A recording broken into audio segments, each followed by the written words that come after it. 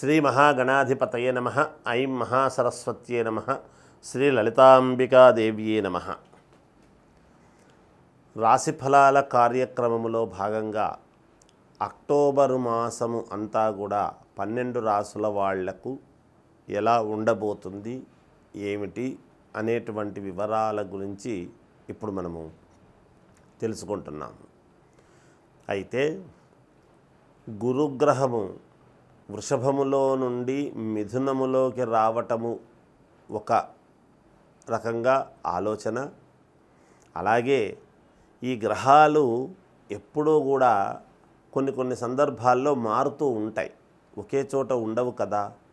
అందువలన ఆ గ్రహాలు ఎప్పుడైతే మారుతూ ఉంటాయో ఆ మారిన దాన్ని బట్టి రాసుల వాళ్ళ యొక్క జీవితాలలో మార్పులు కూడా జరుగుతాయి.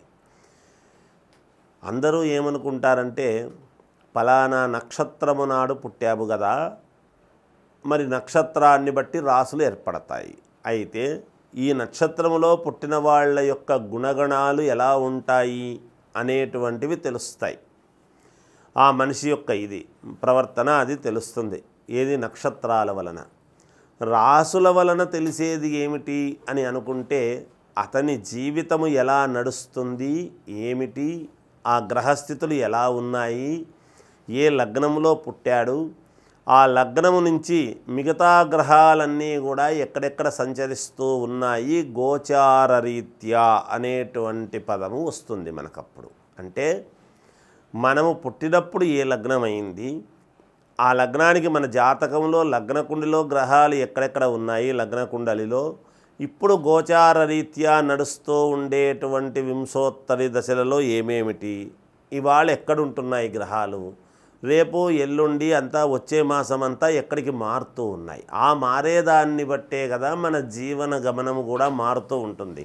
అందుకనే ప్రతి వాళ్లకు ఒకే రకమైనటువంటి జీవితం ఎప్పుడూ ఉండదు, ఏదో ఒకటి మార్పులు జరుగుతూ ఉంటాయి. ఆ మార్పుల్లోనే మంచి మార్పులా ఏమైనా ఇబ్బంది కలిగినవా అనేటువంటివన్నీ కూడా మనము విశ్లేషణ చేసుకొని చూసుకోవాల్సినటువంటి అవసరము ఏర్పడుతుంది. అలాగే మొన్నటిదాకా కుజ గురువులు ఇద్దరూ కూడా వృషభములో ఉండేటువంటి దాని వలన ఒకటి, తర్వాత ఇప్పుడు మిథునములోకి గురువు వచ్చాడు కాబట్టి ఇప్పుడు ఇచ్చేటువంటి యోగాలు, శని వక్ర దృష్టిలో ఉన్నాడు కాబట్టి ఇచ్చే దృష్టిని బట్టి ఆ యొక్క చూసేటువంటి విధానాన్ని బట్టి జరిగే యోగాలు, శుక్రుడు స్వక్షేత్రగతుడై ఉన్నాడు, ఒక వెలుగును ప్రసాదించేటువంటి శుక్రుడు. అంటే కళ్యాణము కావాలన్నా, ఏదైనా యోగాలు రావాలన్నా, మంచి జరగాలన్నా ఇవన్నీ కూడా గురు శుక్రుల యొక్క అనుగ్రహము. మిగతా గ్రహాలు కూడా వాటి ఇది ఉంటాయి.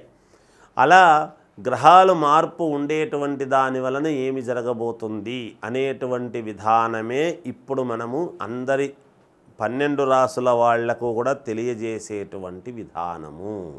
మీనరాశి వారికి ఈ అక్టోబరు మాసమంతా కూడా ఎలా ఉంది అంటే చాలా బాగుంది అని తెలియజేస్తున్నాను. రాహువు మీనములో ఉన్నదాని వల్ల కూడా, అంతేకాకుండా ఏలినాటి శని ప్రభావము అనేటువంటిది ఉండినా ఉన్నటువంటి గ్రహస్థితుల యొక్క ప్రభావము వలన మీకు మేలు జరిగే విధంగానే ఉన్నది. ఇంట్లో శుభకార్యాలు చేస్తారు, కొంచెము ప్రయాణాలు ఉంటాయి, సమయానికి భోజనము నిద్ర అనేటువంటిది పెట్టుకోండి.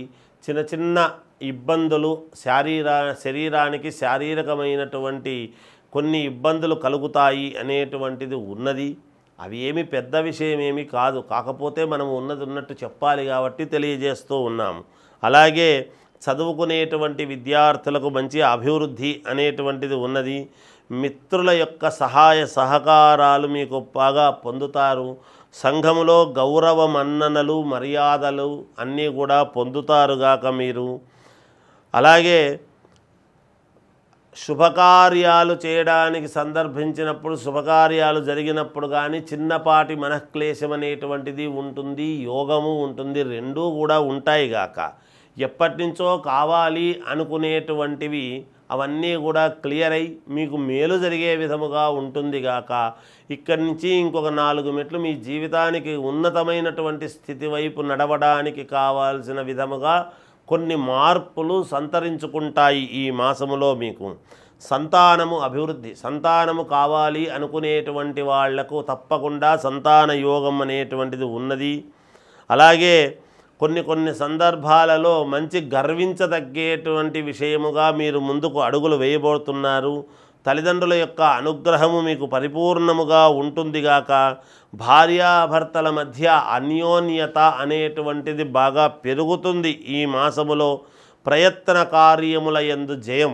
ఏది ప్రయత్నించినా, ఏది పట్టుకున్నా, ఏది కావాలనుకొని దానికి అనుకూలముగా మీరు ముందుకు వెళ్ళినా అవన్నీ కూడా మీకు జయప్రదముగా విజయం వైపు నడిపించే విధముగానే ఉన్నదిగాక. అలాగే కొంతమందికి పరిపూర్ణమైనటువంటి అనుకూలాలు ఏర్పడుతూ ఉన్నాయి. అనుకూలాల్లో కూడా కొంతవరకు జరిగింది, ఇది కనుక జరిగింటే బాగుండు అని అనిపిస్తూ ఉంటుంది. కొంతమందికి మాత్రము సర్వము అనుకూలమే. అలాగే ఉద్యోగాలు కావాలి అనుకునేటువంటి వాళ్ళు ప్రయత్నాలు చేయండి, ఉద్యోగాలు వస్తాయి. ఒకవేళ ఫారిన్కు వెళ్ళి మేము చేసుకోవాలి అనుకునేటువంటి వాళ్ళు కూడా వెళ్ళవచ్చును, తప్పకుండా మీకు మేలు జరుగుతుంది గాక. అన్ని రంగాల వాళ్లకు ఏ రంగములో ఉన్నారో అన్ని రంగాలలో పనిచేసేటువంటి వాళ్లకు, అలాగే అన్ని రంగాల వ్యాపారస్తులకు కూడా అనేక రంగాల వ్యాపారస్తులు ఉంటాయి. చాలా వ్యాపారాలు ఉన్నాయి. అందరికీ కూడా మంచి ధనలాభము, ధనము నుండి మంచి అనుకూలముగా ఏర్పడేదానికే ఉన్నది మీనరాశి వాళ్లకు. ఒకవేళ ఎవరైనా చెప్పింది ఇది మాకు ఇలా జరగడం లేదు ఎందుకు అని అనుకునేటువంటి వాళ్ళు కనుక ఉంటే మీ వ్యక్తిగతమైనటువంటి జాతకాలను మీకు నచ్చిన వాళ్ళ దగ్గర ఒక్కసారి పరిశీలన చేసుకొని ఏదైనా పరిహారాలు ఉంటే చేసుకోండి. మీకు తప్పకుండా విజయము వైపు మీ జీవితము నడుస్తుంది అని తెలియజేస్తూ, 12 రాసుల వాళ్ళు కూడా మనకు దైవానుకూలము చేత ఈ శారదా శరన్నవరాత్రోత్సవాలు వస్తున్నాయి. అంటే మనకు దసరా పండుగలు వస్తూ ఉన్నాయి 10 రోజుల పాటు. ఈ 9 రోజుల పాటు కూడా అన్ని రాసుల వాళ్ళు మీకు మేలు జరగటానికి, అంటే మీరు అనుకున్నటువంటి పనులు నెరవేరటానికి, మీరు ఏ పని చేసినా ఇబ్బందులు ఉన్నాయి అనేటువంటి ఆలోచన లేకుండా, ధనము కావాలన్నా, ఉద్యోగాలు రావాలన్నా, వివాహము కావాలన్నా, లేదా ఉన్నతమైనటువంటి స్థితికి ఎదగాలి అన్నా, ప్రమోషన్లు రావాలన్నా, అలాగే విదేశాలకు వెళ్ళాలనుకున్నా, ఏది ఉండినా సరే ఏవో కోరికలు ఉంటాయి, అనేక రకాల కోరికలు ఉంటాయి. దసరా పండుగలలో మనము అమ్మవారికి ఏమి నివేదన పెడుతున్నాము, ఏమి నమస్కారం చేస్తున్నాము, ఏ పూజ ఇచ్చినాము, ఇవన్నీ ఒక ఎత్తు. అవన్నీ మీకు అనుకూలవంతముగా కావాల్సినటువంటివి చేసుకోండి. కానీ నేను చెప్పేటువంటి పరిహారం మాత్రం అన్ని రాసుల వాళ్ళు తప్పకుండా మీరు చెయ్యండి, మీకు మేలు జరుగుతుంది. ఏమిటది అంటే, ఒక శ్రీచక్రము అనేటువంటిది ఒక పటము దొరుకుతుంది, ఒక ఫ్రేమ్. ఆ శ్రీచక్రము పటమును తెచ్చుకొని దాన్ని పసుపు నీళ్లతో శుభ్రముగా తుడవండి. తుడిచిన తర్వాత శ్రీచక్రానికి మధ్యలో బిందువు అని ఉంటుంది. ఆ బిందువు దగ్గర మనము గంధము ఎలా అయితే పెడతామో తీసుకొని ఒక చుక్కలాగా, అలాగా ఆవు పేడ అంటే గోమయం, ఆ ఆవు పేడను అక్కడ చుక్కగా పెట్టి దాని మీద పసుపు పెట్టి దాని మీద కుంకుమ పెట్టండి. అలా దేవుడి యొక్క మందిరము కానీ లేదా దేవుడిది మనం ఎక్కడుంటే అక్కడ పెట్టుకొని దాని మీద లక్ష్మీ అష్టోత్తరము, మహాలక్ష్మీ అష్టోత్తరం, ఓం ప్రకృతై నమః, ఓం వికృతై నమః అని ఉంటుంది. అలా అష్టోత్తరము అనేటువంటిది సాయంకాలము 5 గంటల నుండి 7 గంటల లోపల ఎప్పుడైనా చేయండి. అది అసుర సంధ్య వేళ అంటాము, గోధూళి వేళ అని. తథాస్తు దేవతలు ఉండే మనకు తథాస్తు అనేటువంటి సమయం.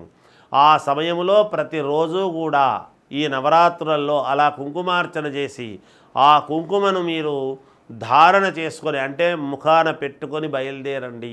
తప్పకుండా మీరు అనుకున్నటువంటి పనులు జరిగి తీరుతాయి అని తెలియజేస్తూ, జయోస్తు. లోకా సమస్త సుఖినో భవంతు.